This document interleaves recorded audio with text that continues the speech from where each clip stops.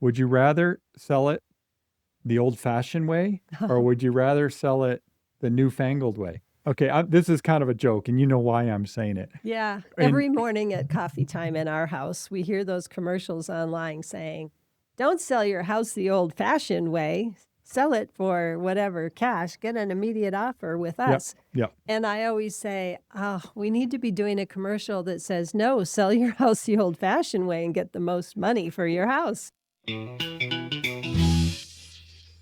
Welcome to Albuquerque Real Estate Talk, end of May 2026. It's Tego and Tracy Venturi, or Tracy and Tego Venturi, however you want to say it. We are the Venturi group of Real Broker. Well, we're part of the Venturi group of Real Broker here in Albuquerque. Been talking about real estate every week for years and years and years. And we've got some few interesting topics. I've got some latest and greatest stats on home value appreciation in the Albuquerque market. The kind of the gold standard of home price indexes. And we'll Right. talk about that. Good. I've got one for you, Tracy, which is would you rather? Okay. This one's as a home seller. So I've got a question for you. I'm going to save it. Okay. It's like, would you rather this or would you rather that? And we'll go over that. And you've got some really interesting things I saw you research. Well, I'm going to talk about a few homes that are really great that are available or incoming soon. So you don't want to miss those. But I also was looking up some of the pedigree of the street names, like where did they come from and who are the people behind some of our iconic street names. And then I was also talking to people about some of the builders that when we look for homes, that kind of the older resale homes, there's some builders from like post-World War II where they're just really well known as great builders and very forward for the day. So we're going to talk about those a little bit also. Okay. Do you want to start right there? Sure.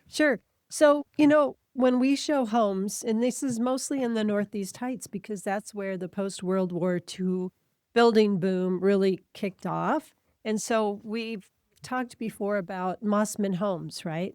Mossman was a builder. And let me get there. Post-World War II, there was a massive shift towards the East Mesa and Northeast Heights because really downtown is where we started, and we started migrating east as Albuquerque grew. And builders like Fred Mossman and his firm Mossman Gladden set the gold standard for high-quality mid-century subdivision construction. And he became famous for thoughtful neighborhood planning, durable materials, oak hardwood flooring, which we still see a lot of in the Mossman homes, and we like to see people refinish them, not cover them with carpet or something Well, else. unfortunately, yeah, a lot of those have been covered, but most of them these days now have been uncovered and refinished, Right. which is great. Yep. And girder and beam construction and a few other prominent merchant builders and custom developers of that era earned quality, equally strong reputations for building rock-solid homes. So Fred Mossman is one that comes to mind right away, but I was thinking about where did Snow Heights come from? Okay, where did Snow Heights come from? Edward Ed Snow. He is often considered the closest peer to Mossman in terms of structural integrity and lasting value. He was a powerhouse developer behind Snow Heights and Broadmoor in Northeast Heights. Snow homes are highly sought after by modern buyers for their spatial efficiency, robust wood flooring, and iconic mid-century floor plans. While many builders cut corners during the population influx, Snow maintained a strict standard of craftsmanship. Interesting. Wow. Yeah. And then, of course, there's Dale Bellamah, right? So we know Princess Jean neighborhood as well as Hoffmantown neighborhood. So in 1967, my grandmother and grandfather from Bemidji, Minnesota, moved to Albuquerque, New Mexico, and they bought in Hoffmantown, and they bought a Dale Bellamah house. And it was 8719 Menaul Northeast, right? Yeah. And it was a 2-bedroom, I think 1 bath, small house, but it was, a planned Dale Bellamah neighborhood. So he was a master marketer, one of the largest home builders in the entire United States during the 1950s. And they say he didn't just build homes, he built the American dream. And that was his market mastery. He was creating a vision for people, right? Weren't one of those homes in the Smithsonian in Washington? Yeah. So when we were with our kids when they were really young, we were going through the Smithsonian, and there was a Dale Bellamah home that was built out in the Smithsonian talking about it. So The home that he's most famous for building, the Princess Jean Park, which was named after his wife, Jean, Princess Jean. Yeah. So the Yeah. Princess Jean neighborhood, the Bellamah homes were targeted heavily at young families and military veterans, loaded with cutting-edge 1950s luxuries like built-in standard appliances and garbage disposals. Over the decades, his neighborhoods have held their value remarkably well as he integrated parks, wide streets, and community centers.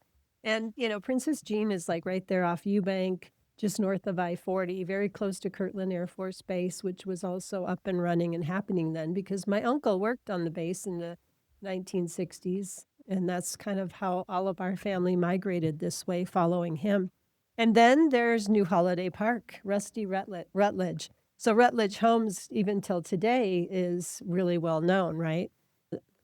Rutledge was an elite builder responsible for crafting roughly 2,500 highly durable homes across the metro area. He is the central figure behind the Holiday Park neighborhood. Unlike mass-produced subdivisions, Rutledge homes often included slightly more custom flair, premium brick veneer, and larger square footage layout variations that mirrored the rising middle-class expectations of the late 50s and 1960s. Wow. So as people kind of were moving up into a little bit bigger, he filled that gap. I didn't realize over 2,500 homes with Rutledge Homes, but Wow. still we recognize them. In a lot of this, what you're focused on, this is that kind of that post-war 50s, 60s building boom, right? Is a lot of Exactly. these. Yeah, Uh-huh. okay. And I guess even into the 70s, right? Just like Wood Brothers was still building in the 70s, I believe. Yep, You Wood haven't Brothers mentioned, You was. haven't mentioned Wood Brothers. And I'm not but- going to. Okay. But Wood Brothers built, I think, Heritage East, Heritage West. I'm not sure if it's called Heritage West. Heritage. Yeah. Heritage Hills and Heritage East. Most of those homes were built by Wood. A lot of them were built by Wood Brothers. And Yeah. we knew one of the general contractors. He's See, since passed away. You said you weren't going to mention it, but I got you. I goaded you into mentioning it. Yeah. The last one is Richland Homes, and they were right there with Mossman in local real estate circles. They were respected for post-war construction quality in the Northeast Heights, and they're famous for avoiding cheap shortcuts common in late century housing boom. And like Mossman, they commanded a premium pricing even today for their homes. So there you Really go. good. That was really interesting. It's interesting because over the years in this business, we hear these terms and we just know, Mossman homes, they're sought after homes. And it's like, well, it's interesting to hear the history. So thanks Yeah. for doing the research on that. Could you imagine all of those builders, Tego, like if they could all sit around a table today and look at the houses and the neighborhoods they built and see how they're thriving and how Yeah. those homes have withstood the time? Because, 1950s is 70 years ago. 1960s is 60 years ago, right? Yeah. And they kind of created Albuquerque. They laid out the grids, some of them, like the streets and the organization and parks in them, and just very forward thinking. Yeah, We've yeah. got a pretty easy city to navigate, really, when you think about the east-west streets and just Yeah. how it all lays out. Well, Although- yeah, and a lot of Western cities have the grid layout, which if you haven't lived somewhere other than in the West, you wouldn't understand what a mess it is in some of those older Eastern cities where, the cities were kind of just built out by, coach and buggy, Right. days. And anyway, Right. yeah. So, Yeah, really good. Thanks for that, Tracy. of course. So It's- I bet you have some stats It's for stat us. time. It's stat Yeah. time. Okay. It is time for some stats. We're going to do, yay. You don't have to take a nap. You can pretend like you're listening. How about that? No, it's interesting, Tiga. I'm just teasing. I know. Okay. FHFA Home Price Index just came out. They put this out every quarter, and it's kind of the gold standard of home price index. And what it tells us is how much home prices have gone up from same quarter a year ago. So right now we've got first quarter of 2026. And so Is it home prices or home values?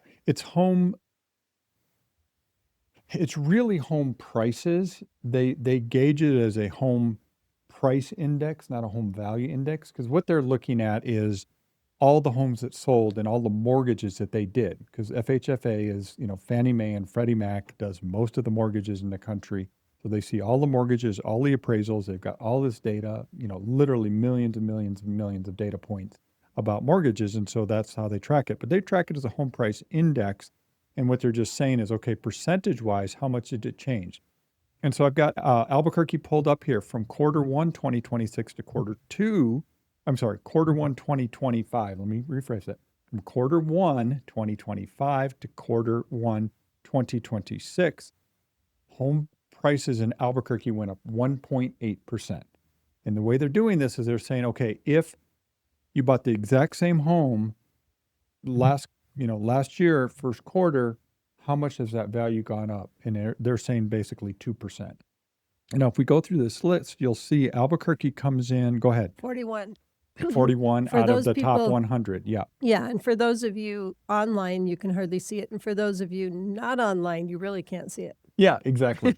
So 41. So 1.8%. Tego, at the top of the list, I thought Elgin, Illinois. Yeah. Sorry, Yeah. that's not what you wanted to talk about. But I was talking to a realtor last week that's in the Chicago market. Yep. And she was, we're doing a little referral with each other. And she said, oh my gosh, we are getting multiple offers above list, waiving appraisals, waiving inspections. It's just a crazy market here in Chicago. And she thought it was the same here. And now we know Elgin must be somewhere. Yeah, it is. Somewhere in that vicinity. It's a suburban area. Yeah, Yeah. Shoot, I guess I don't know exactly. But yeah, I mean, we look at this. It's very interesting when we look at this. So it's Elgin, if we look at the top 10 markets for home price appreciation, again, we're looking at, the top 100 by size. Elgin, Illinois, San Francisco, which I found really interesting, which is crazy because, you think about probably Elgin, Illinois. I don't know what it is, but I'm assuming the median home price is relatively low. Where San Francisco, the median home price is probably really high. $1.5 million, right? Connecticut, Chicago again, New Brunswick, Lakewood, New Jersey, Rochester, New York, Milwaukee, Buffalo, New York, Grand Rapids, Michigan, Pittsburgh, Pennsylvania. So, those Midwest and Eastern markets are the ones that are still pretty strong, hot markets. And it's not focused on just like, lower priced markets. It's right. higher priced markets too, which is interesting. Very. And then when you look through this chart and you look at, if you're looking at the chart there, it shows 100 different markets, and every market that had a price appreciation is in white. Every market that had price depreciation is in red. And from 68 to 100 all had negative. So, it's still not half of all the markets, but there's a very big disconnect around the country. So, that's one of the things that, it drives me crazy when I see national housing stories talking about the market is this or the market is that. Well, yeah, that's in that market. It may not apply to your market. So you have to look at that. So, but just for reference, Albuquerque came in 41 out of the top 100. If we zero in on Albuquerque here, year over year, like I said, 1.8% versus nationally 1.7%. Quarter to quarter, they're saying from quarter 4 to quarter 1, so quarter 4 25 to quarter 1 26, 2%. That's a really big jump in one quarter, at least, based on what's been going on here. So it's an interesting trend. And this is a little higher than some of the other numbers that I've seen for home price appreciation.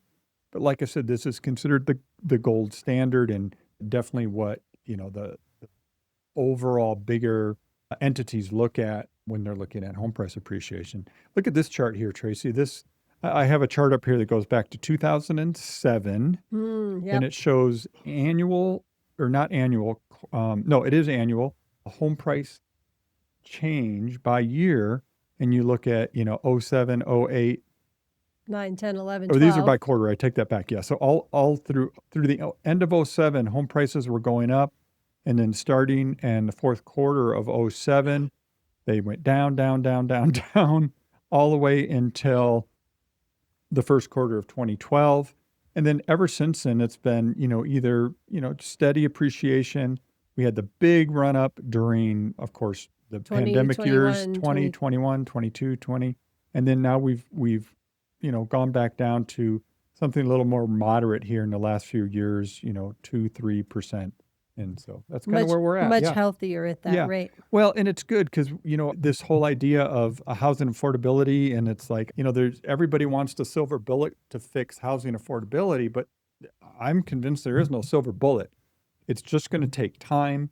It's going to take home prices being moderate for a while. It's going to take wages catching up. It's going to take a lot of other things to catch up. Right. Home prices are not appreciating as fast as overall inflation, which, if you want to get too nerdy about it, you could say, well, that means home values are actually dropping because they're not staying up with inflation. And anyway, okay, well, I'm not going to go down that rabbit hole, but Albuquerque's healthy, steady. Perfect. There's the TLDR. Our after I already did the long version. The TLDR. Okay. So let's go back to something light and fluffy. Okay. Do you want to do yours, or do you want me to do mine? No. What do you have? Okay. I was looking at street names because I was kind of curious where some of the street names came from. I assumed some of them were from families and probably, people who were very influential in the development of the Albuquerque metro area. So, we've got Atrisco Drive, and of course the Atrisco land grant, the massive expansive land on the city's west side that went back to the ancient, times here, really. Apparently Atrisco means on the water's edge, but Atrisco was from the original land grant. Interesting. And we've got Griegos Road, named for the prominent Griego family, who were among the original Spanish colonial settlers of Albuquerque in 1706. And today it defines the lush rural aesthetic of the North Valley. So then we've got Tramway Boulevard, which, it makes sense. Where did Tramway Boulevard come from? But I looked it up. It sounds like Tramway was a very rough dirt lane back in the 1960s when they were building the tram, and that it really didn't get developed and made into a good road until the 1970s when it apparently got paved. It reminded me, Tego, of Paseo del Norte. Back when I was new to New Mexico, Paseo del Norte was a 2-lane road all the way up to the Tramway Boulevard from I-25. There wasn't a West Paseo del Norte because that bridge crossing didn't exist. Yeah. But it was a monumental feat when that was changed into that road that we now have that's 55 miles an hour and divided median road. That was a big deal. That was a big deal. And the bridge was a big deal when all that happened. And, people that were around at the time remember there was all kinds of fights. And Montano Bridge was a big deal. And then we had the Montano Bridge fight. And, we still don't have enough bridges in Albuquerque, but, I don't know if we'll ever get another one. That'll change, yeah. We have Rosa Parks Road on the west side, obviously a revered civil rights activist famous for her pivotal role in the Montgomery bus boycott. It's on the west side up in Volcano Heights area. Yep. Osuna Road. Had no idea. Osuna Road. Dr. Osuna, a prominent early 1900s medical doctor. He served the local farming communities by making medical house calls across the valley via horse and buggy. A major thoroughfare in the North Valley and Northeast Heights, which originally began as a dirt road running right past the Osuna family home. Makes sense. So another thing that's sort of curious that came up when I was looking at where did the road names come from? We've got the Breaking Bad pop culture phenomenon, right? We've got the Walter White Way. In 2021, the city officially designated a street name in honor of the fictional protagonist from the hit television series Breaking Bad. You can find the ceremonial Walter White Way street signs located near the intersection of 4th and Mountain Road. Course. The A1A car wash, Octopus Car Wash, which we all know and love. That's not an Octopus Car Wash anymore at Menaul and Eubank. While not a street name itself, Menaul Boulevard is instantly recognized globally by fans of the real-world street location of the infamous car wash from the show, right? Other Menaul Boulevard? Yeah, tell me. Where's Menaul from, right? The person, of course, James A. Menaul, an Irish-born Presbyterian missionary who arrived in Albuquerque in 1881. He organized the city's first Presbyterian church and focused heavily on local education. The street, a massive east-west commercial corridor, the road originally led directly to the historical Menaul School, which was also named in his honor and still exists today. I know that our niece and nephew's kids all had played a big track meet there last week at the end of the school year. Eubank Boulevard, Major General Eugene L. Eubank, a distinguished military commander, During World War II, he famously commanded the 19th Bombardment Group and led a flight of 100 bombers across the Pacific Ocean. The vital north-south artery in the Northeast Heights that leads directly to the Eubank Gate of Kirtland Air Force Base. Ah, okay. So there's a connection to the base in that one. Yep. Yeah. So- Interesting. Yep. Yep. So the last one I have is, of course, Central Avenue, historic Route 66. So the neon signs, vintage architecture, and retro diners. The 18-mile stretch is the longest continuous urban span of historic Route 66 in the country. I did not know that. Interesting. The longest urban span of the Yeah. whole Route 66. So when you cruise through the hip Nob Hill district near Central and Carlisle, there's local boutiques, vibrant street murals, glowing Art Deco neon, and further east you can view the famous 10-foot hovering flying saucer sculpture outside the Satellite Coffee, as well as the eccentric Aztec Motel. So it's a thing. Okay, I got a question. Okay. Obviously, it wasn't on your list, so you probably didn't research it, but we need to look into it. Was Juan Tabo a person? Well, I bet we could figure that out real quick. Yeah, right? yeah. Well, Was Juan Tabo a person? yeah, no, that's fine. We don't need to. I'm just curious, because that's obviously a street name, prominent street name here in the Albuquerque area. So My grandmother, who I mentioned, moved here in the 1967. Yep. I was so impressed that she knew how to say Juan Tabo, because I certainly didn't when I moved here. It's, where she came from, the upper Right. Minnesota yeah, outback to New Mexico, and she yeah. caught on quickly, and she was not a young woman when she moved here. Well, okay. Anyway, we don't need to get into. Okay, I've got a topic for you, Tracy. Or I've got a would you rather. Okay. Oh, Okay, Juan Tabo. Sam looked it up. All right, what did you find? It says it's folklore. Name of a canyon. Read it. Cañada de Juan Tabaso, which designated a canyon on the west slope of the Sandia Mountains. Well, AI told me it's a major thoroughfare, and the person behind the name is an unsolved local legend. Historians agree there's no prominent historical figure named Juan Tabo. The name's origin is generally tied to regional folklore and early Spanish colonial records. But I Wow. like yours better. Well, they sound Canyon. similar. Yeah. Kind of. It yeah. does say there's an 18th century canyon where the first appeared in Spanish colonial documents from the 1700s, Cañada de Juan Taboso. I'm sure Canyon there's of some Juan Albuquerque Taboso. historians out there that know the answer to this. But anyway, it's interesting. I mean, it's kind of, that's one of the cool things about New Mexico and Albuquerque is all this different rich history from all these different cultures, because you bring in the Spanish history, you bring in the Native American history, of course you bring in the European history, and they kind of all blend together here, which is Totally. pretty cool. Pretty Okay. cool. All right, I've got Okay. a would you rather. I'm a little nervous to be No, put on this the is spot. good. It's a This lot is good. easier being the one asking the questions. Okay. So, Tracy, So, Tego. would you rather, you're a home seller. You want to Okay. get your home sold. Okay. Would you rather sell it the old-fashioned way, or would you rather sell it the newfangled way? Okay, this is kind of a joke, and you know why I'm saying it. Yeah. And- Every morning at coffee time in our house, we hear those commercials online saying, don't sell your house the old-fashioned way. Sell it for whatever, cash. Get an immediate offer with us. Yep. And I always say, we need to be doing a commercial that says, no, sell your house the old-fashioned way and get the most money for your house. Well, and that's really the question. Would you rather have the privacy and convenience of a private sale, a cash sale, not putting it in the market, not doing any showings, and just getting a cash offer and being done with it? Or would you rather net the most amount of money? Because that's really the trade-off. And the trade-off can be significant, Tego. We know some of those people who buy houses are giving about 50% of what the home is worth. Some of them are better than that. Yeah, it just depends, and I think there's well, what would you rather do? Well, I would rather net the most and make my house presentable and take my dog and leave and turn all the lights on and have my house show in the best possible light to make sure that it gets the highest and best offer we can get. I do understand, though, when people need, for a variety of reasons, to just get the house sold as quickly as possible and maybe the least inconvenience, but it's not me.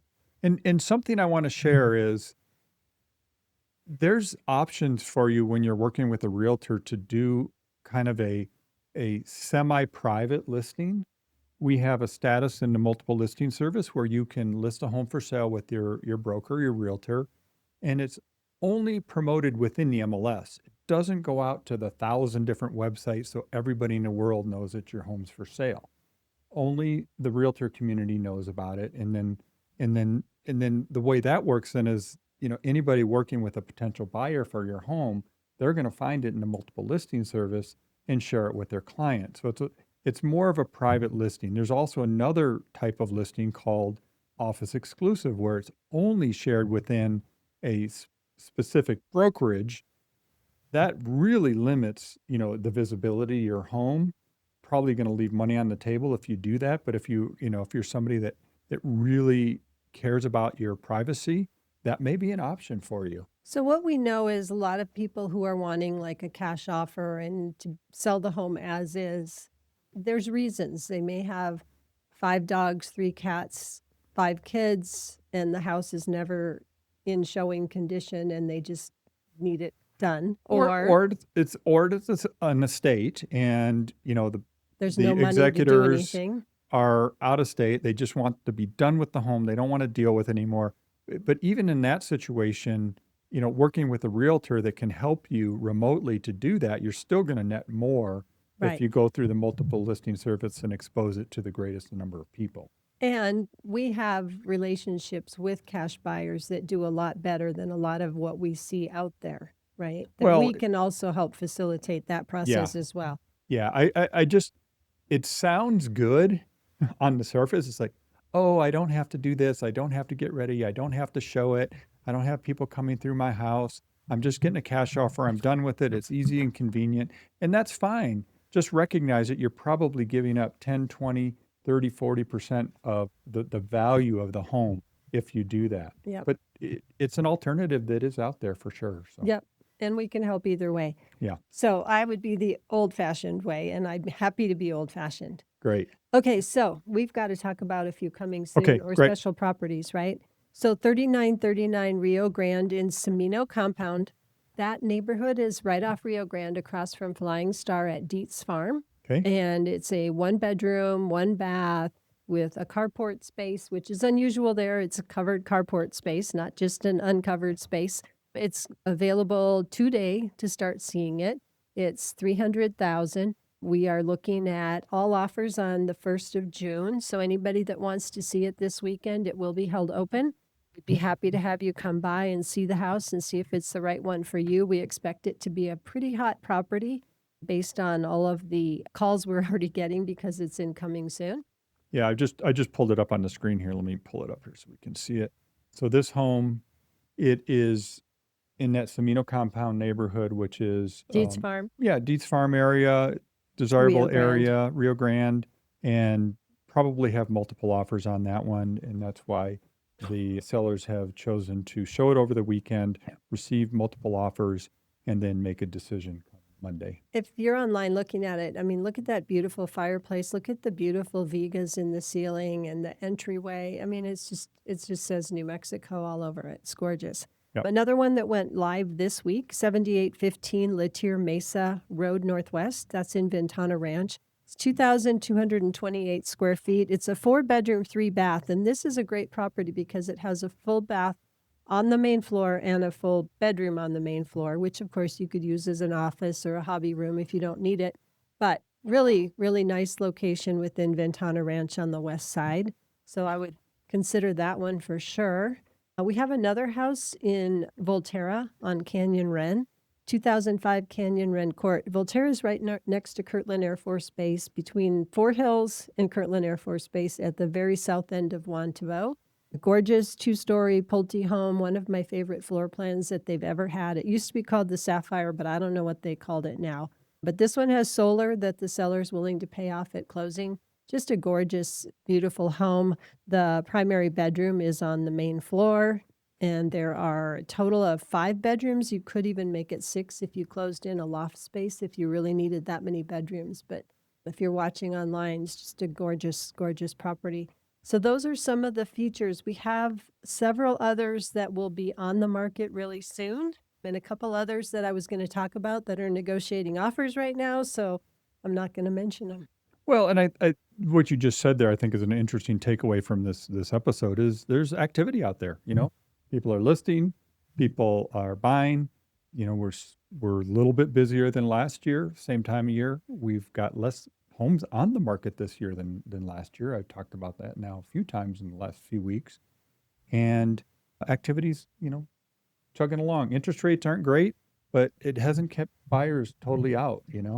You can say they're not great, but I can say at 6.5, that's a great rate in my book. I understand. I'm just saying compared to recent history, because we have been down to 6 for short periods of time. Now we're back up to 6.5, something like that. But, if it's time to move, it's time to move. And, if as Right. long as it's in your budget and it works for you, there's no reason not to make that step. Yep. Yep. Awesome. All right.